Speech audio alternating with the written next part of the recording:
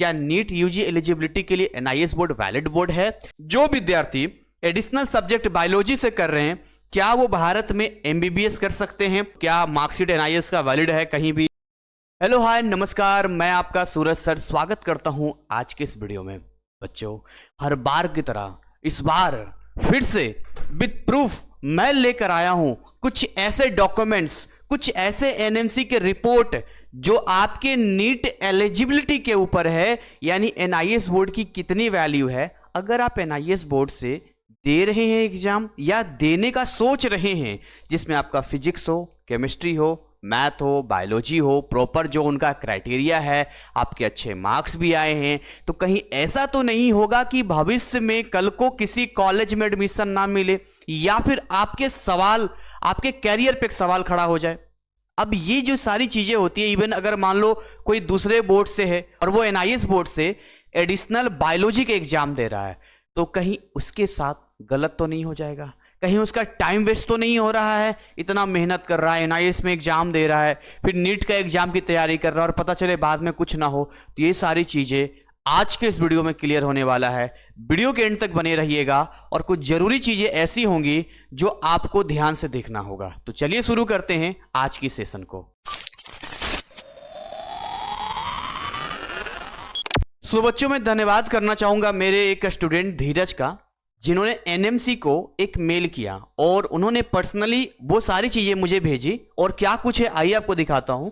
उन्होंने कहा सर ये वो मेल है जो मैंने 11 फरवरी को किया था। देखिए इनका नाम धीरज है और इन्होंने क्या चीजें लिखी है और क्या एनएमसी का इनके आरटीआई का रिप्लाई आता है वो भी मैं आपको दिखाऊंगा।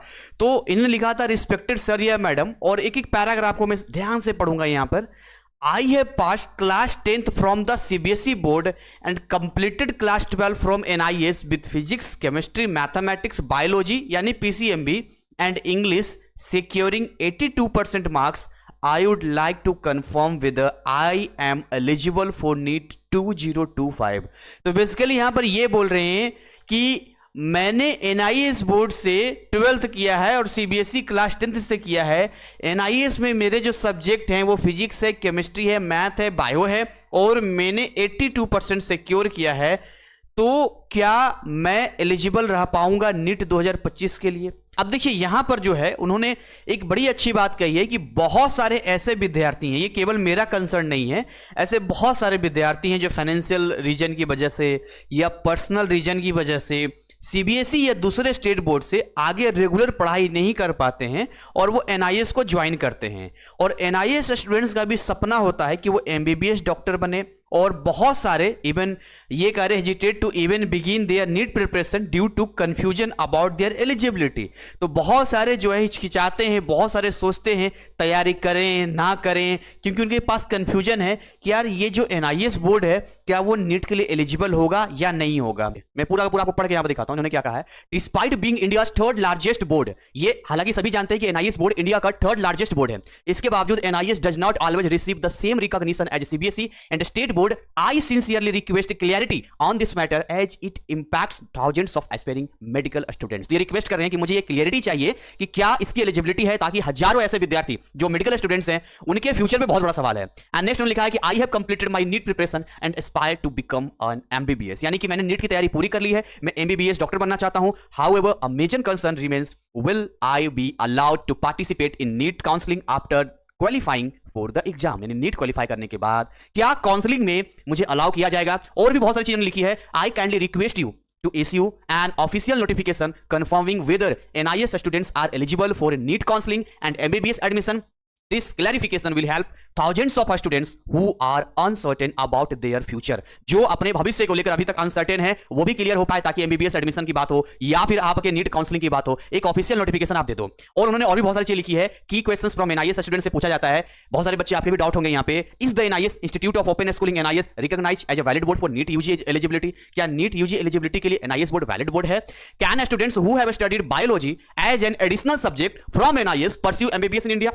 जो विद्यार्थी एडिशनल सब्जेक्ट बायोलॉजी से कर रहे हैं क्या वो भारत में एमबीबीएस कर सकते हैं? Under the revise NMC policies are NIS students allowed to appear for NEET and obtain an MBBS degree? क्या आगे फर्दर एमबीबीएस डिग्री या नीट को लेकर इन जितने पॉलिसीज रिवाइज किया गया एनएमसी का, तो एनआईएस के बच्चों को इसका लाभ मिल पाएगा? मैं आपको एनएमसी का भी अभी दिखा दूंगा जो आपका 2023 में आया था। And according to the new 2023 guidelines, are candidates with physics, chemistry, mathematics and English in class 12 eligible for NEET UG? तो यहां पर देखिए, अगर कोई मैथ का विद्यार्थी है और एडिशनल सब्जेक्ट ले रहा है, तो जो आपका नीट के रिगार्डिंग एनएमसी का 2023 नवंबर का आया था, जो जजमेंट था आपका, जिसमें यह था कि भाई एडिशनल सब्जेक्ट वाले नहीं आएंगे, उन सारी चीजों को खंडन करते हुए अलाउ किया गया था। तो क्या नीट यूजी में ये एनएमसी के 2023 के न्यू गाइडलाइन को फॉलो किया जाएगा? And if a student has taken physics, chemistry and mathematics in class 12 but has studied biology as an additional subject from NIS, can they still appear for NEET UG? क्या उसे भी NEET UG में appear होने देंगे? तो ये तमाम तरह के सवाल उन्होंने उनसे पूछा है। आइए जानते हैं कि क्या रिप्लाई आया है। ये देखिए, मैं उनका चैट दिखाना चाहूंगा। उन्होंने कहा था, सर ये मेल के रिप्लाई हैं जो एनएमसी नेशनल मेडिकल कमीशन ने 27 फरवरी को ऑफिशियल नोटिफिकेशन के थ्रू दिया है। प्लीज एक बार ये नोटिफिकेशन पढ़ लीजिए। और उन्होंने कहा है, सर इफ पॉसिबल एक वीडियो बना दीजिए ताकि एनआईएस का स्टूडेंट जो नीट की प्रिपरेशन कर रहे हैं उन्हें प्रॉपर क्लैरिफिकेशन मिल सके और वो अपनी नीट की तैयारी बिना किसी हेजिटेशन के कर सके। और मैं इसको करता हूं ओपन। अब इसको मैं ओपन कर रहा हूं, इसको ध्यान से देखिएगा जो उनका रिप्लाई आया है यहाँ पे, और इसमें बिल्कुल क्लैरिटी के साथ हर चीज के बारे में जिक्र किया गया है। सबसे पहले तो यहाँ पर ये देख लीजिए, ये द्वारका आपका न्यू दिल्ली वगैरह का ये पब्लिक नोटिस हो गया, जिसमें लिखा है clarification on reply furnish in the RTI application dated 11 February 2025 regarding to open schooling and additional subject taken from NIS. Regarding इसके बारे में है।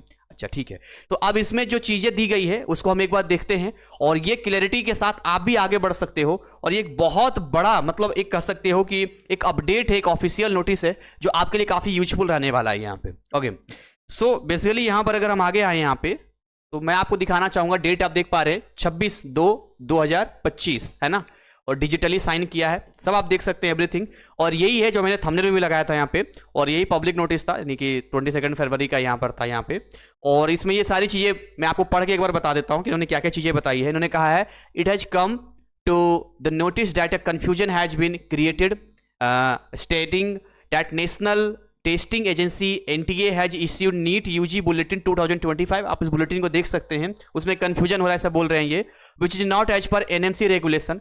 इन this regard it is to clarify that the reply has been furnished to the applicant who seeks reply in regard to studying through a National Institute of Open Schooling NIS या State Open Schooling, या फिर अगर आप private candidate हैं, point wise clarification नीचे दिया गया है। तो आइए यहाँ पर जो है पॉइंट वाइज क्लैरिफिकेशन दिखाते हैं आपको। ये सारी की क्वेरी थी, ये क्वेरी जो इन्होंने पूछा था, मैं फिर से नहीं पढ़ूंगा, आप देख लीजिए, वही जो इन्होंने सवाल पूछा था, ये सारे के सारे यहाँ पर सारा दिया गया है यहाँ पर। ठीक है, एक लास्ट में और भी पूछा था कि is the marksheet obtain from NIS board valid for further studies and employment anywhere in India and abroad? तो क्या मार्कशीट एनआईएस का वैलिड है कहीं भी, या बाहर में, विदेश में, इंडिया में, कहीं भी यहाँ पे? और ये इनका पूरा का पूरा रिप्लाई था। यहाँ पर रिप्लाई दिया है कि पॉइंट 1 to 5 इज अंडर है। इन्होंने ये कहा है कि देखिए, जो आपका जीएमईआर 2023 का यहाँ पर है ना, जीएमईआर का रेगुलेशंस था स्टडी थ्रू एनआईएस का, ये अलाउ करता है, ये साफ साफ कह रहे हैं, अलाउ करता है appearing for NEET UG examination and the students are permitted to study an additional subject from NIS with the condition that the study needs to be carried out from any authorized institutions। यानी कि जहां से भी आप additional subject ले रहे हैं, जैसे एनआईएस है, टॉप 30 रैंकिंग का बोर्ड है, भारत सरकार द्वारा संचालित है, तो कोई भी ऑथोराइज इंस्टीट्यूशन से अगर आप करते हैं इस तरीके से, तो आप पूरी तरीके से इस चीज को अलाउ है। अब देखिए, ये चीजें जो है आज आपको मैंने क्लियर किया है, और मैं फिर से धन्यवाद करता हूं धीरज का कि उन्होंने इस बात को ना केवल अपने तक रखा, बल्कि हमसे रिक्वेस्ट किया कि सर इस पे वीडियो बनाइए ताकि ज्यादा से ज्यादा बच्चे इसका लाभ ले सके। और मैं आपको कहूंगा कि आप इस वीडियो को ज्यादा से ज्यादा शेयर कीजिए, और मैं आपको वो रिपोर्ट भी बेसिकली दिखाना चाहता हूं, एनएमसी का रिपोर्ट, वो भी आपको मालूम होना चाहिए, जो जजमेंट का 2018 के सुप्रीम कोर्ट के जजमेंट को ब्रेक करते हुए, मतलब चेंज करते हुए आपके नवंबर में आया था।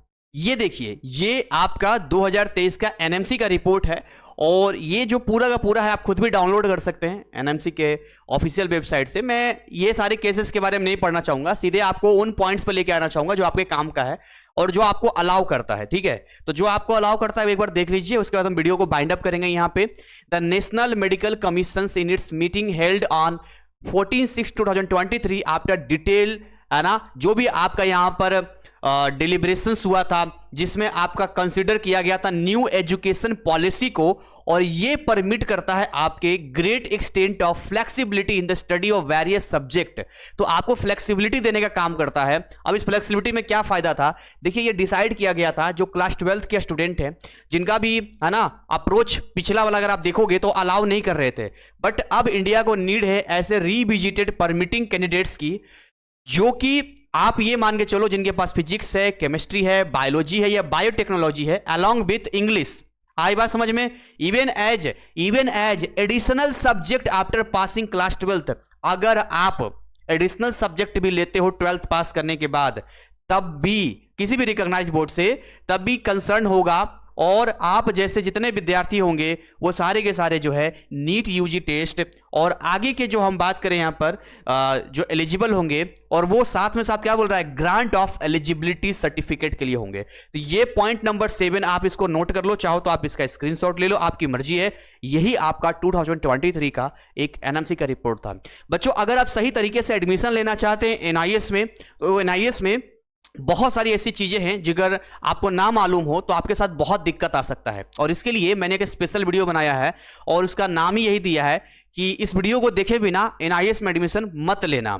और उसके बाद हमने अपने टीम का भी नंबर दिया है, तो जो बच्चे चाहते हैं कि सही मार्गदर्शन के साथ में एक प्रॉपर वे में गाइडेंस के साथ आगे बढ़ें, वो हमारी टीम को कांटेक्ट कर सकते हैं। हमने नंबर भी नीचे दिया है, लिंक भी नीचे दिया है, बट इन सबसे पहले वो स्कैम वाला वीडियो जरूर देख लेना। मिलते हैं एक नए कंटेंट, नए अपडेट के साथ में, जहां पर ऐसे ही बहुत सारी जानकारी हम आपको देंगे। Thank you so much. जय हिंद, जय भारत।